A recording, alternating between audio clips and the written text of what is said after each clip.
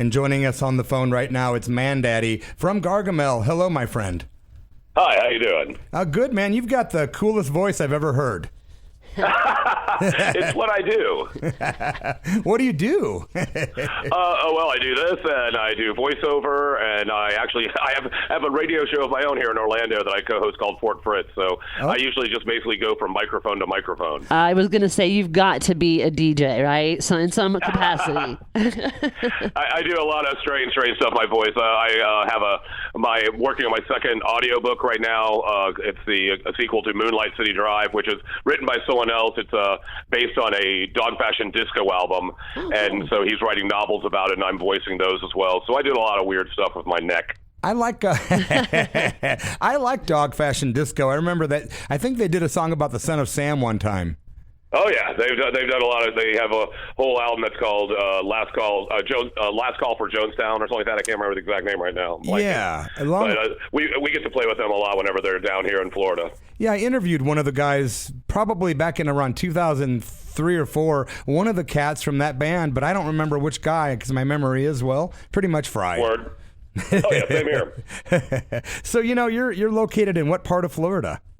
We are in Orlando, the infamous Orlando, for better or for worse. Yeah. Hey, man, does your band, Gargamel, does the name have anything to do with the Smurfs? Well, what actually happened is, way back in the day, there was a band in town called Azrael that we were good friends with in another band. And we made jokes about that we should do a show called Gargamel and Azrael together again as a joke. And the show never happened, and we're still together. Okay. I had to ask. Oh, yeah, of course. So how long has Gargamel been a band? We've been together for coming up on 28 years now, I believe. 28? So we've been doing it for a little bit. Wow, almost 3 decades of Gargamel. And man, how did you get the exclamation point incorporated into your name? It just kind of became a thing, really. We started adding it, and then when we started having to get lawyers involved way back in the day, having the exclamation point just made it a little more identifiable. And then a funny story was, in the early days of Wikipedia, when Wikipedia was becoming big, they had an article on the New York Post online about what deserves to be on Wikipedia, and it mentioned us and our exclamation point. And so they had to decide whether Gargamel was worthy of being on Wikipedia. And after a whole debate, they decided that we are, quote, a marginally notable regional band. Oh, my gosh. We have an official designation from Wikipedia. Wow, that's crazy, man. And I was looking at my notes, and I was going to give you a more proper introduction, so I'm going to go ahead and do that now. More information about you for the listeners. Basically, Gargamel has been touring the South, Florida, Georgia, and the Carolinas for close to a couple of decades. They've been featured on numerous indie films and compilations. They've released lots of albums and some live DVDs. They won the Orlando Music Award for Best Hard/Edge Band every year it was awarded. Gargamel have played shows with bands such as Anthrax, Guar, Nonpoint, Dog Fashion Disco, Mushroom Head, and many more. They've also featured performances at many of Orlando's major horror movie sci-fi conventions, such as Scream Fest. Pretty cool. With pretty cool stuff about your band there, man. Yeah, we play some of the oddest gigs you can imagine. We have played some really, really strange places, from horror movie conventions to seafood restaurants. We've pretty much played the gamut. Oh, okay. And do you guys actually do like any kind of trippy stage show, like at these horror conventions, things like that? Well, I mean, our show is strange just because of our music, and we do a lot of improvisation, and we have little games that we play within the songs, and there's masks involved sometimes. We used to always wear masks.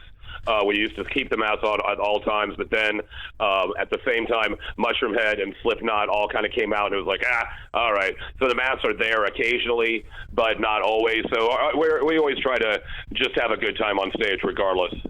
Yeah, and I'm not sure if you're a fan, but just as a side note, just FYI, I actually come from Peoria, Illinois, and the same place Mudvayne's from. Oh, yeah. Great band. Yeah. Some of the makeup they used in the early days was just really stellar. Do you know Tony Kelly? The tattoo. Not a fan. Okay, he's a tattoo artist. I thought maybe you might know him, connected to Slipknot and all those guys. I'm oddly untattooed. Our bassist is quite heavily tattooed, but I'm actually all I have is the holes my body came with and the scars I've gotten through life. Right? Natural holes. Same here. Natural holes. I have lots of friends who are really into ink, and I really admire it on other people, but it just was never for me. But I do. I've thought of a few things that I might get, but never what I actually was like, oh, I want that on my body forever. Right? Yeah. Actually, that's kind of my thought too. So maybe when I'm like 60, I'll be at a point where I won't want to change my mind. I figure. So. You're set. Right. Yeah. Well, I've got 4 tattoos, and I regret pretty much all but 2 of them, I guess. Oh, there you go. So that's a good way to be. Yeah, half of them I would probably get rid of. There's technology you can do that now. It's just not that fun. Yeah, I hear that. I was looking on YouTube, checking out different songs from Gargamel, and I was enjoying everything I was listening to. And I noticed your really cool cover of the Go-Go's "Your Lips Are Sealed." Oh, yeah. That was funny because at actually Screamfest, the horror movie convention, we had it hooked up that we were actually going to play that song with Jane Weedland. Nice. And she was there, and we met her, and we talked to her, and we were just going to have her come up and sing, and she was like, no, I want to play blanket guitar. And so we actually rushed, and we talked to different bands. We hooked up another guitar rig, and we're ready to play with her, and then she calls my cell phone, and she's at Universal. She's like, I'm going to be riding these roller coasters all day. I'm not going to be able to make it.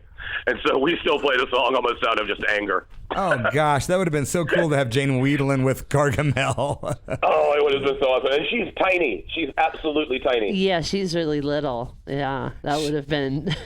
Maybe she should pair up with Glenn Danzig. That'd be an interesting pair. They could paint They could paint themselves blue and be like the Smurfs to Gargamel. There might be some legal issues there. See, we've never used any Smurf imagery. That's one of the rules we've had. We've never, in any of our stuff, we've never used any Smurf imagery ourselves. We've always kept that away from that, so we can always just keep ourselves clean. Well, just out of curiosity, I wanted to ask, where does the name come from originally? Do you know? Well, before it was. The evil guy from the Smurfs, there's actually Gargantuan and Pantagruel.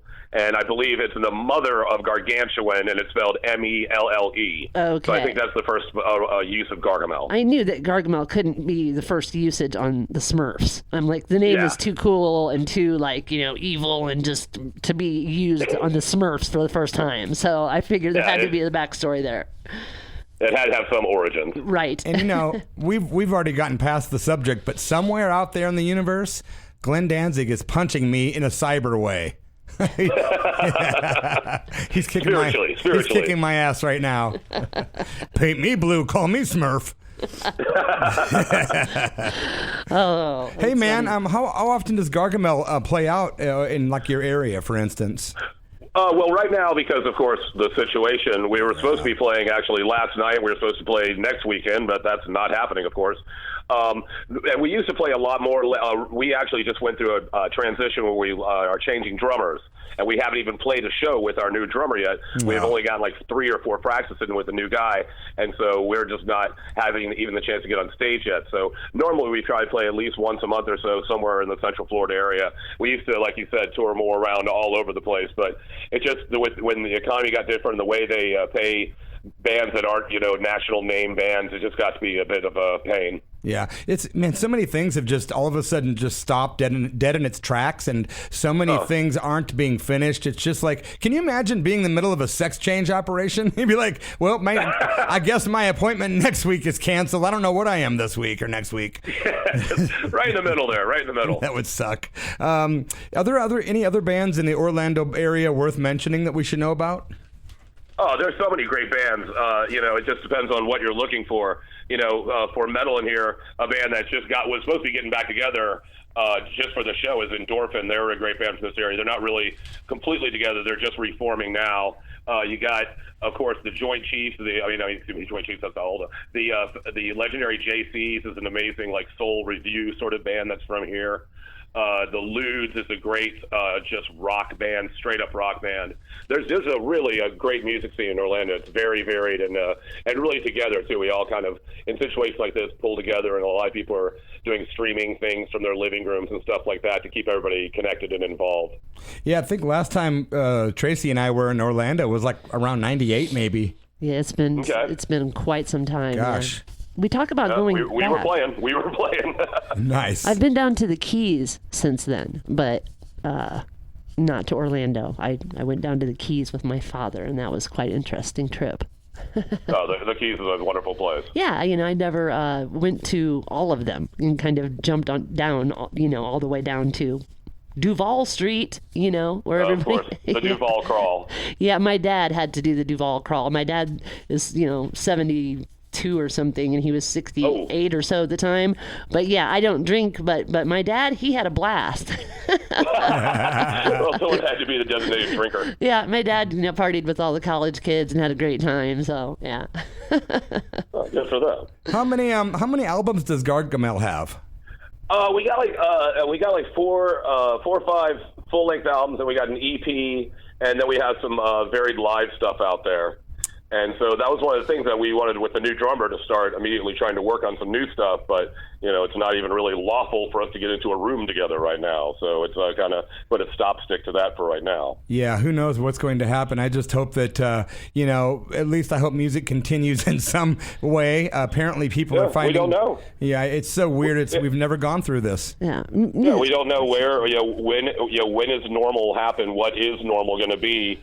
Are concerts now going to have to be intimate things where there's only 50 people in a room that fits 100? It's going to be interesting. Yeah. Yeah, and music will continue, and artists will soldier on. And what it's like one of the things I had said the other day was for those who don't appreciate artists, I bet you appreciate them now. Yeah. That you are trapped indoors, and it's music and art and TV and movies and things like that you're resorting to that you have to resort to for entertainment. It's like that's what comes down to what's important, and then what is there. Art is definitely there. Music is definitely a part of that. Amen. So. Oh yeah. And it's the connection, too, because, like I said, with the streaming things they've been doing here in Orlando, there's a thing called Southern Fried Sunday, and they've been doing it every Sunday now where different artists stream to their living room, and their stream goes from living room to living room, and everybody's commenting. We all are friends, and so everybody's kind of, messing with each other, making jokes, and so it brings that sense of community back that everybody's missing right now. I've noticed, quite a few communities doing that sort of thing, and I think it's fantastic, and it's kind of... I don't even know what the word oxymoronic or whatever. It's just that people are getting in touch with people that they haven't talked to in a long time because they're forced to actually sit down and be still for a minute and acknowledge, oh, wow, I haven't returned that person's message. Or, you're probably seeing people on those little concerts online that you haven't talked to in quite some time. Oh yeah. So or somehow we're closer alone. It's weird. It's really weird. I don't know exactly how to put my finger on exactly what it is, but it is. It's kind of it's brought people together as it's divided them, and it's just strange. But yeah, music will definitely soldier on. And I did notice, I was looking at your album that we were going to play a track from, the Fields of... Yeah, but I just remembered where there is a pretty kind of obvious F-bomb in that one. And the lyric is, I want to eat the blanking smile right off your face. Well, you know what? Well, how about this? Since we've got you on the line, can you recommend a song title of yours that does not have an obvious F-bomb? And we can have Sister Tracy get it right now, and we can play it right now. Right off the top of my head... Oh God, the one I just thought of has 8 right at the very end. Get on your motorbike, I think. How about just Pickle of Changes? Pickle of Changes, I think, is clean. It's called Pickle of Changes? Yeah, Pickle of Changes. It's off of Touch My Fun. It's just fun to say those words. It is. That's a tongue twister. We have some silly titles. Pickle. We have a song called Papa Didn't Expect Supper. Yeah, that's which is a fun one. Primus kind of lyric titles. Are you finding it, Sister Tracy? I did find Pickle of Changes. Okay, let's go ahead and cue that if you could. I believe, yes, I did. I found it. Nice. Great. I do have other musical projects I'm actually involved with right now, oddly enough. one that hasn't come out yet that has been in the can and just sitting there for a long time as an album. Are you familiar with the band Voivod? Oh, of course, yeah. Absolutely, I saw them. This is a project that has one of the songs has Snake from Voivod and Chewy from Voivod on it. Nice. And the album is a pure metal album the band is called Liaveras. It's me, Bobby Coble, like the sickest guitarist in town, who used to play on the album, with the band Death. He was on their album Symbolic. Gosh. Death, yeah. And it's got two Canadian guys. They're amazing musicians. It's full up metal. And one of the tracks actually features Snake from Voivod. And I've been a fan of Voivod, like a huge, hardcore, deep fan of Voivod since I was in high school. Yeah. And so it's like a huge honor. And it's just sitting in my phone, not letting anyone hear it because it hasn't been released. I have a photograph of Snake videotaping me while I'm taking his photograph. It was actually a tour they did in 1990 with nice. Faith No More opening, and then Soundgarden in the middle, and Voivod headlining. Yep, I saw that tour, except we didn't have Faith No More here. We had the Big F. So they still had F in there, but it was the Big F, Soundgarden, and Voivod. What a lineup, huh? Odd. Oh, it was amazing. Yeah, it was and that really was when good. Soundgarden was so young and hungry. Oh, I saw them, 3 times on that tour. I caught that lineup, and it was just a great lineup, and it turned me on. That was my kind of turn on to Soundgarden, and back when they were still doing relatively what I consider to be punk music. Yeah, almost. They had it was a different energy. Absolutely. Yeah. Good deal.